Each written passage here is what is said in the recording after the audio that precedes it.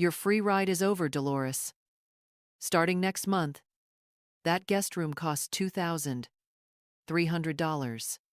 The words struck me like a slap across the face, sharp and humiliating, echoing through the dining room louder than the clinking glasses or the laughter that had filled the air moments earlier.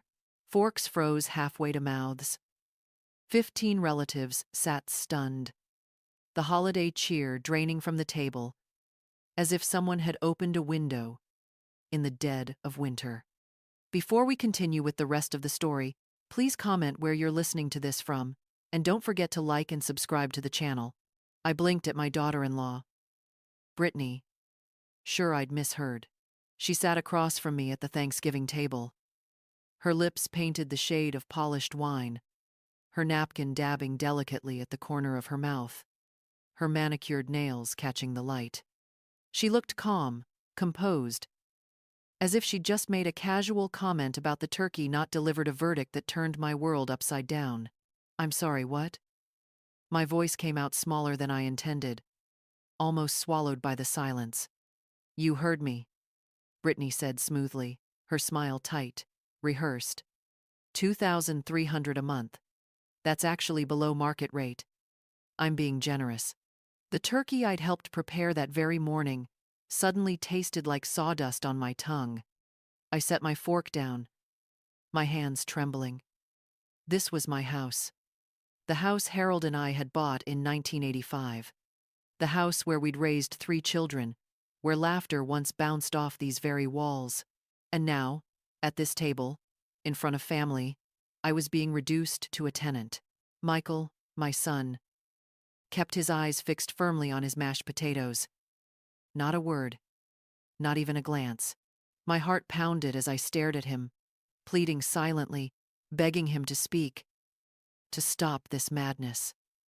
But he said nothing. His silence screamed louder than Brittany's words.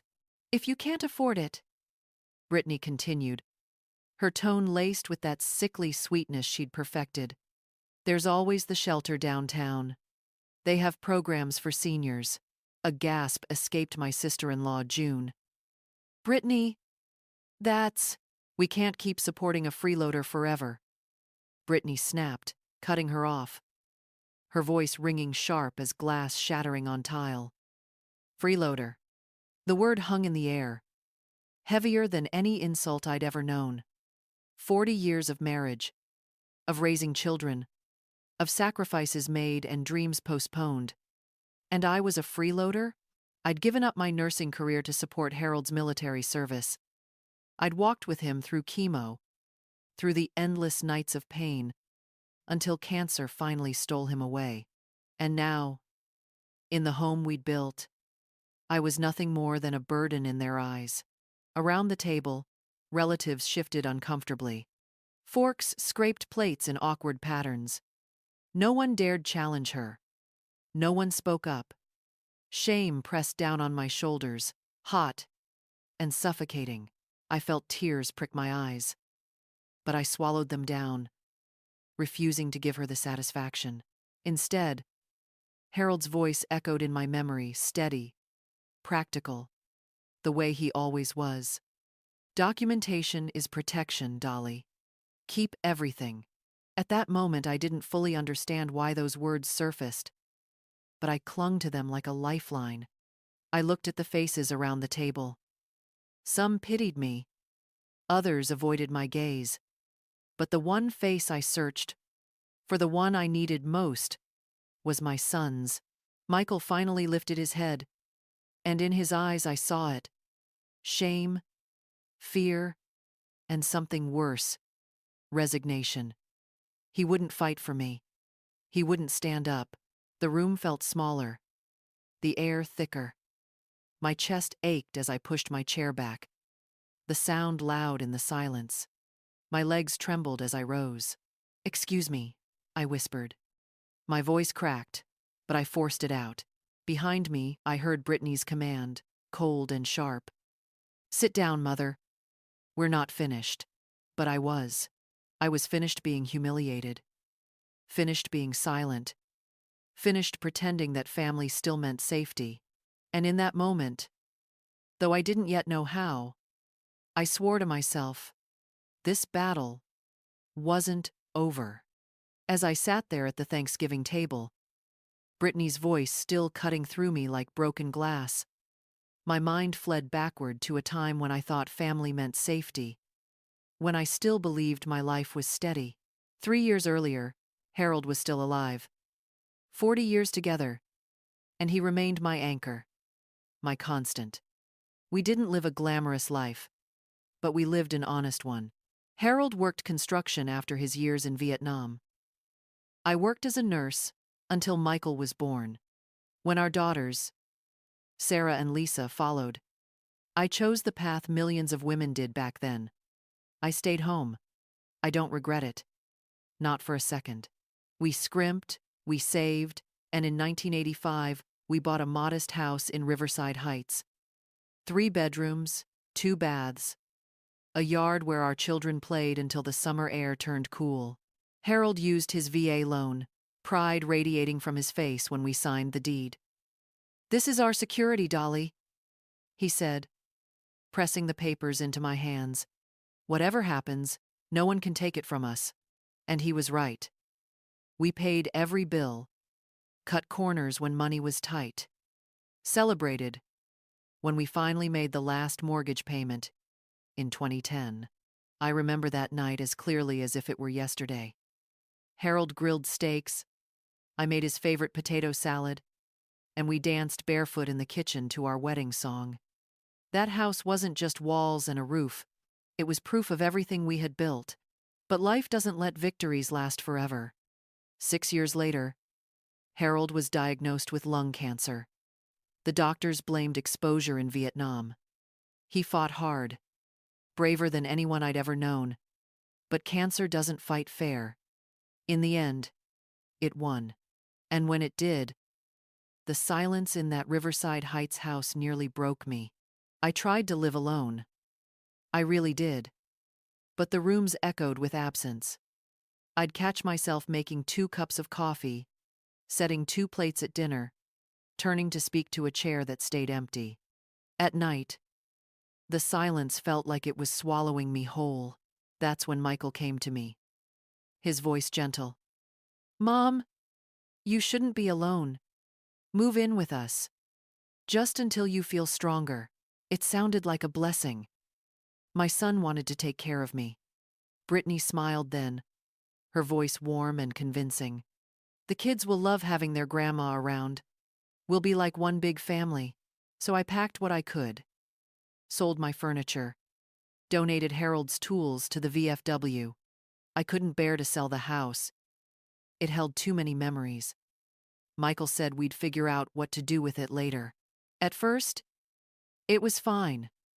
Better than fine. I cooked Sunday dinners again, helped the grandkids with homework, told them stories about their grandfather. Brittany even joined me over morning coffee, asking about Harold, about my years in nursing. For a moment, I believed I had found purpose again. But somewhere along the way, the warmth cooled.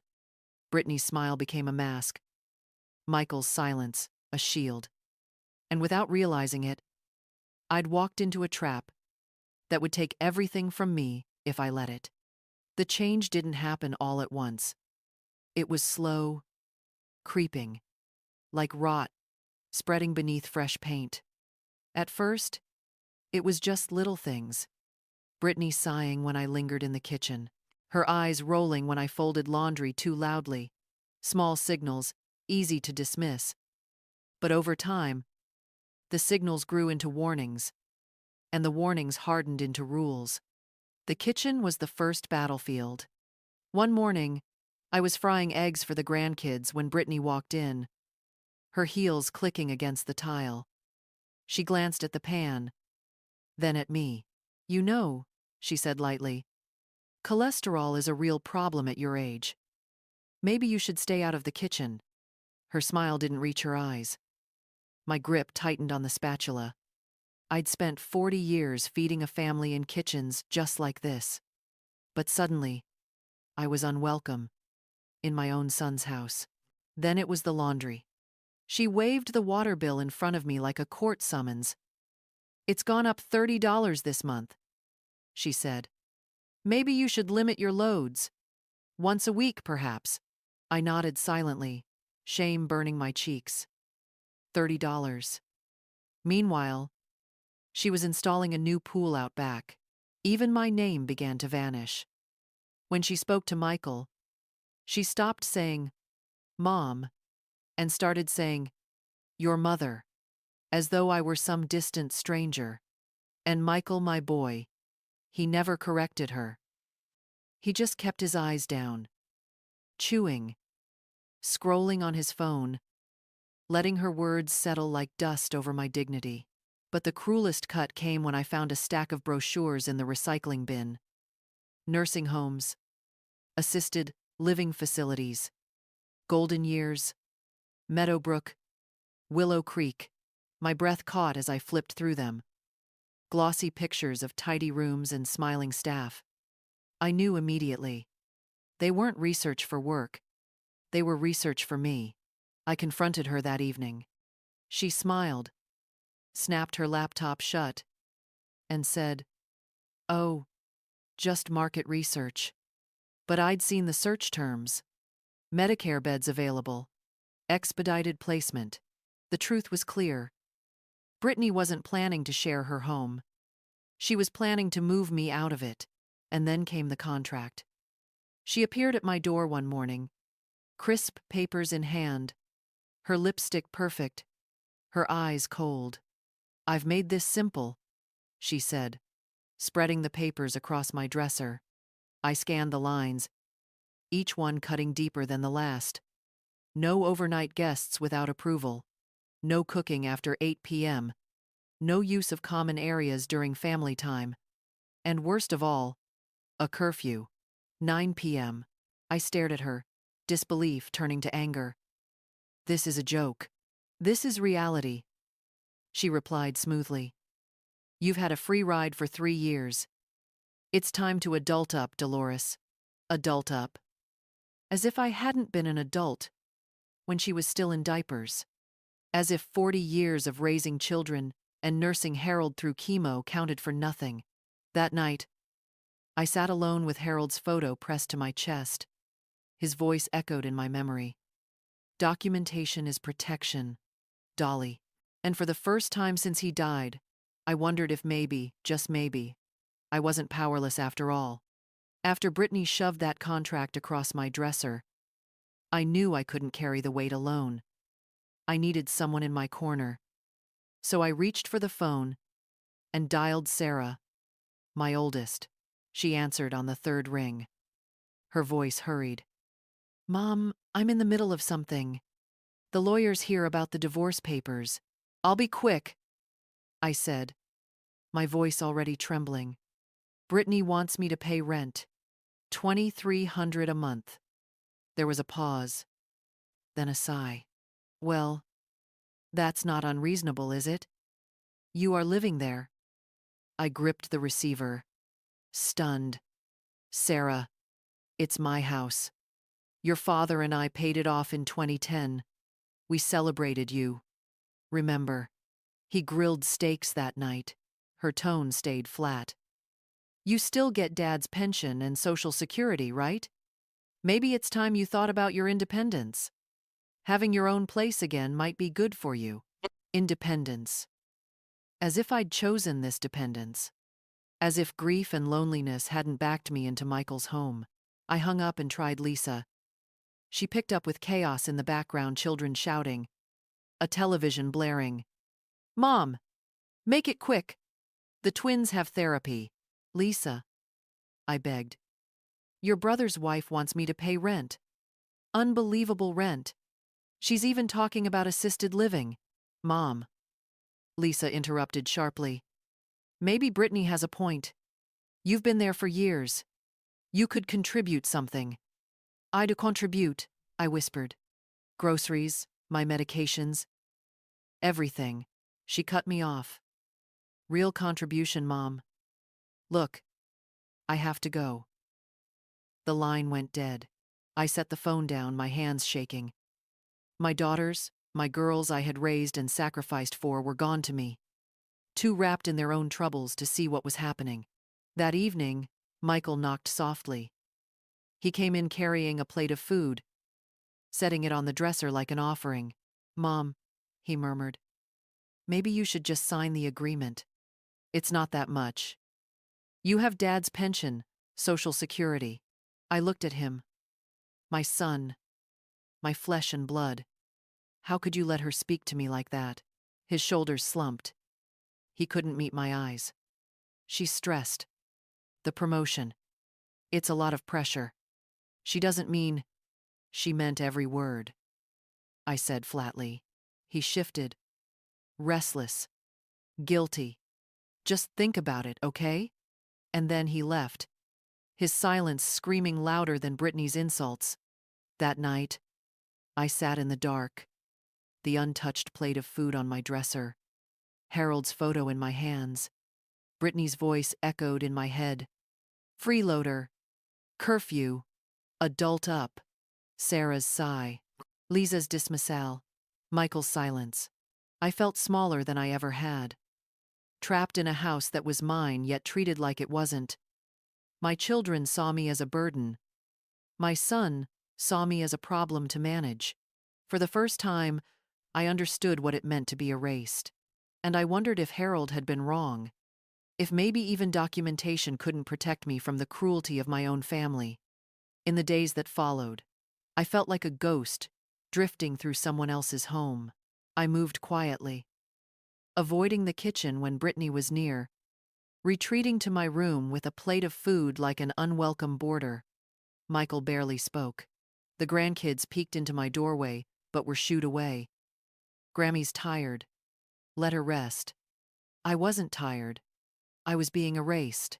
Then, one evening, I heard a knock at my door. June, my sister-in-law, stood there with a hesitant smile. She'd been at that Thanksgiving dinner too, the one where Brittany called me a freeloader. June had gasped, but she hadn't pushed back then. Now her eyes were softer, apologetic. "Dolores," she said gently, "I just wanted to check on you. I don't like how Brittany spoke to you. It wasn't right." Uh, uh, uh, uh, uh. Her kindness cracked something inside me. I pressed a trembling hand to my chest. "She wants me gone, June. She's already written contracts, set curfews. She even mentioned assisted living." June's face hardened. "This is your home too. Harold would never have stood for this. My own son won't even look at me." I whispered. "What chance do I have?" June shook her head firmly. "Don't underestimate yourself. You have more rights than she wants you to believe. Whose name is on the deed, Dolores?" Her words lingered after she left. Whose name was on the deed? Mine and Harold's. I knew it. But grief had dulled my edges, and Brittany's constant belittling had made me forget my own worth. The next day, Dorothy appeared. She'd been my neighbor for 30 years back in Riverside Heights. Harold's friend as much as mine. She tapped on the window of my car where I sat parked at the neighborhood park, trying to breathe in air that didn't feel poisoned. "Dolores, honey, what are you doing out here in the cold?" she asked, her voice lined with both worry and anger. I broke then. The dam burst, and everything spilled out. Brittany's demands, Michael's silence, Sarah and Lisa's dismissals, the humiliating contract, the brochures for nursing homes. Dorothy listened without interrupting, her arms folded across her chest, her jaw tight. When I finished, she sat back and exhaled sharply. "That witch," she muttered. "Harold would be spinning in his grave if he knew what they were trying to do to you." "I don't know what to do," I admitted. My voice sounded small, defeated. "I can't afford the rent. My kids think I'm a burden. I have nowhere to go." Dorothy leaned closer, her eyes suddenly sharp, her voice steady as steel. "What about your house? The one in Riverside Heights?" "It's sitting there empty." I blinked at her. "Michael said they'd help me figure out what to do with it later." Michael said. She interrupted, shaking her head. Dolores, whose name is on that deed? Mine, I said slowly. Well, mine and Harold's. But Harold's gone. So it's yours. Dorothy cut in firmly. All yours. You're not a guest here. You're not a freeloader. You're a homeowner. A woman with assets. Stop living like a beggar in your own story. Her words sliced through the fog I'd been drowning in. For the first time in months, maybe years, something sparked inside me. A memory of Harold's steady voice. Documentation is protection, Dolly. I pressed my lips together, trembling. I don't even know if I still have the papers. Everything's in that lockbox under my bed. Harold always made me keep them. Then check, Dorothy said. Don't wait another day. Harold left you more than memories. He left you security. Use it. That night I lay awake, her words circling in my mind like a drumbeat. Whose name is on the deed? I stared at the ceiling until dawn crept through the blinds, and with trembling hands, I reached for the lockbox under my bed. For the first time since Harold's death, I felt something stronger than despair. I felt the faint, flickering edge of resolve. Sleep never came that night. I lay in the dark, replaying every insult, every sigh, every dismissive glance. Brittany's voice was a cruel refrain. Curfew, rent, assisted living. My children's indifference echoed louder still. And beneath it all, Harold's words rose up, steady and insistent. Documentation is protection. Dolly, keep everything. At 3 a.m, I gave up on pretending to rest. I swung my legs out of bed, the floor cold beneath my feet, and bent to pull the metal lockbox from under the frame. Dust clung to the lid. My fingers hovered over the dial, heart pounding. The combination our wedding anniversary clicked into place with a metallic snap. The lid creaked open, releasing the faint scent of paper and time. Inside, everything was as Harold had left it. Neat folders, labeled in his careful handwriting. Insurance, military records, medical, property. His penmanship alone made my throat tighten. I could almost hear him humming while he worked. Steady and methodical. I reached for the folder, marked property. My hands trembled as I opened it. And there it was, the deed to our Riverside Heights home. My name, Harold's name. Clear, official, undeniable. And beneath it, stamped in bold, paid in full, 2010. Tears blurred my vision. All those years of saving, of scrimping, of celebrating small victories. And here was the proof. This house was ours. No bank, no mortgage, no Brittany. Then I noticed something else. Tucked inside the folder, a small piece of paper, folded with care. My chest tightened as I recognized Harold's handwriting. Dolly, this is yours always. Don't let anyone take it from you. All my love, H. I pressed it to my heart and sobbed. He had known.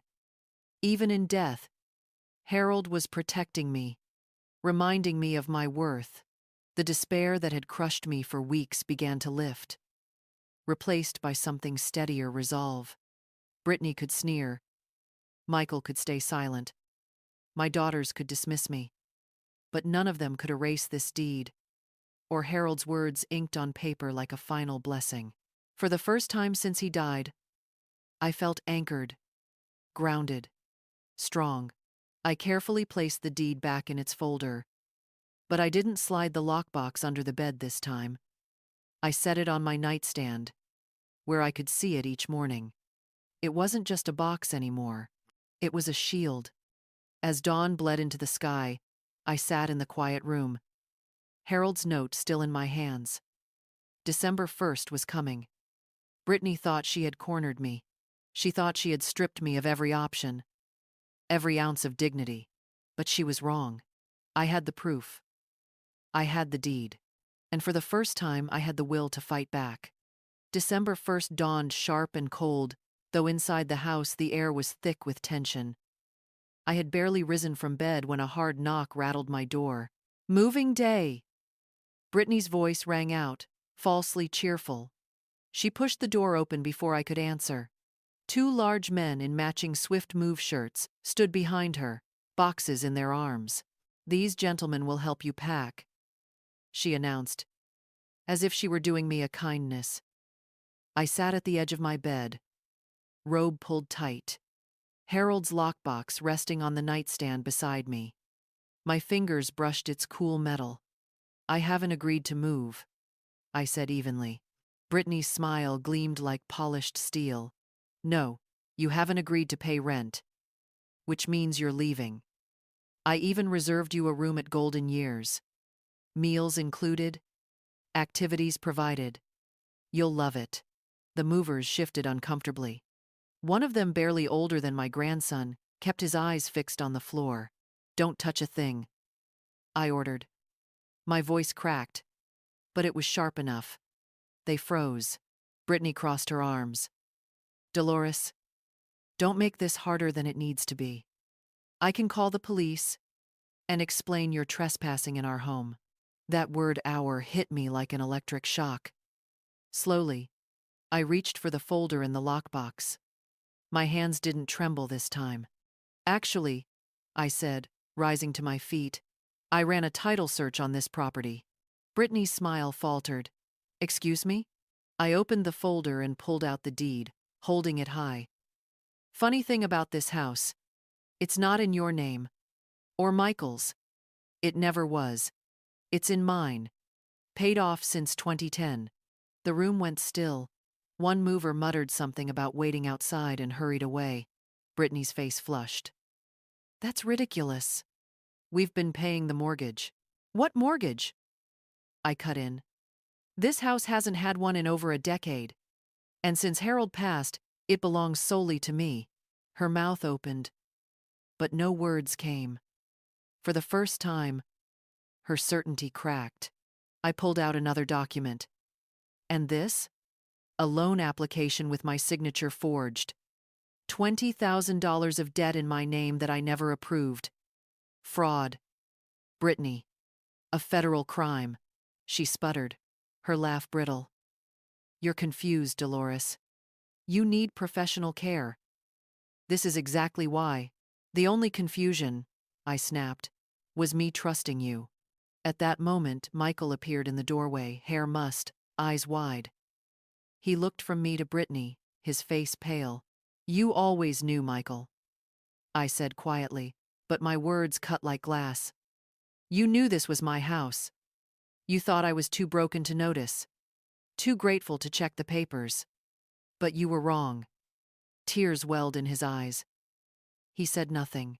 I turned back to Brittany. "You have 30 minutes to pack what's yours and leave. Or I call Walter. And then the police." The silence was deafening. I picked up my phone, began to dial. Brittany's face contorted with rage. For the first time, she looked afraid. And that was when I knew. The battle had shifted. The moment I started dialing Walter's number, Brittany's bravado shattered. Her face twisted, the practiced sweetness gone, replaced by raw fury. "You vindictive old—" she spat, but her voice cracked. I raised a hand, silencing her. "Done to me, not for me," I said coldly. "Every renovation, every dollar you siphoned, every forged document, it ends today." Michael stood frozen in the doorway, tears spilling down his cheeks. "Mom, please," he whispered. "I'm sorry. I never—" "No." I cut him off. "You stood by while she tried to erase me. You had a choice, and you chose silence." He bowed his head. The boy who once defended me on the playground was gone. All that remained was a man too weak to protect his own mother. Downstairs, I heard drawers slamming, Brittany shrieking orders. the sound of chaos, of defeat. Minutes later, the slam of a car door, the roar of her Mercedes peeling down the street. Michael's SUV followed like a shadow. The house fell still. My house. I stood in the kitchen, staring at the gleaming counters Brittany had installed with my stolen equity. The irony tasted sweet. She had built her dream home out of theft, and in the end, she built it for me. That afternoon, I sat across from Walter in his office. Deed and forged documents spread out, like evidence in a trial. He shook his head, his mouth tight. Fraud, identity theft, elder abuse. She's looking at serious time. And Michael? I asked quietly. Walter's eyes softened. Complicit. But juries are more forgiving when it's family. Still, accomplice charges stick. The courts will decide. I nodded.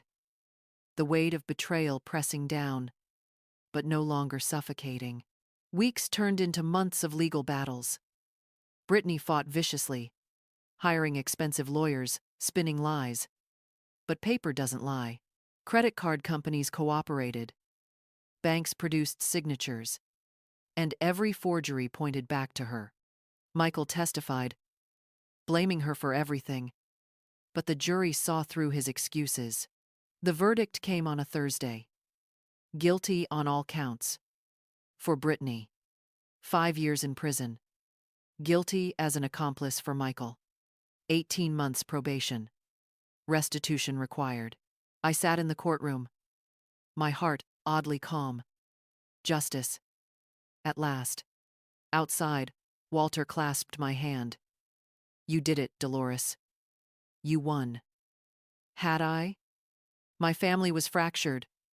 My son disgraced. But I had my home, my dignity, my life. And for me, that was enough. In the months that followed, I changed the locks, reset the codes, reclaimed every corner of the house. I hosted dinners with June and Dorothy, laughter echoing where humiliation once lingered. I volunteered at the senior center, warning others. Check your credit. Document everything. Never let anyone make you feel worthless in your own home. They called me a warrior. I didn't feel like one. I felt like a woman who had nearly been broken but refused to stay down. On the anniversary of Harold's death, I laid flowers at his grave. I fought back. I whispered to the stone, "The house is safe. You'd be proud." And in the rustle of the trees, I swear I heard him answer, "That's my Dolly." I smiled through my tears.